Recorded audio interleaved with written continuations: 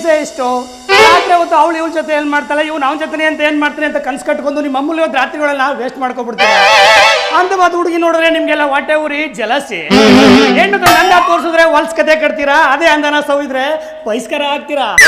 ಇಲ್ಲಿ ಈ ದೇಶ ಅಂದವಾಗಿ ಹೆಂಗ್ ಕಾಣಿಸುತ್ತೆ, ಮ್ಯಾನ್ ಹೆಂಗ್ ಕಾಣಿಸುತ್ತೆ.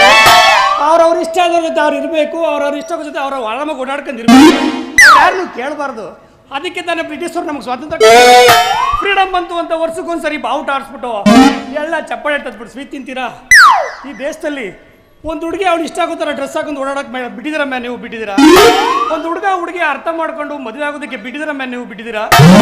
ಒಂದು ಹುಡುಗಿ ಪಬ್ಲಿಕಲ್ಲಿ ಆರಾಮಾಗಿ ಎರಡವ್ರು ಮಾತಾಡೋದಕ್ಕೆ ಬಿಟ್ಟಿದ್ದೀರಾ ಮ್ಯಾನ್, ನೀವು ಬಿಟ್ಟಿದ್ದೀರಾ.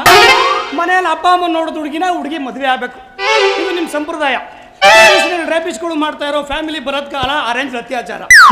ಈ ದೇಶದಲ್ಲಿ ಆಸೆಗಳನ್ನೆಲ್ಲ ಆಚಾರದಡಿಲಾಕಿ ಬೆಳವಣಿಗೆನೆಲ್ಲ ಭಗವಂತ ಬಡಿ ಕೊಟ್ಟು ಕಷ್ಟಪಟ್ಟು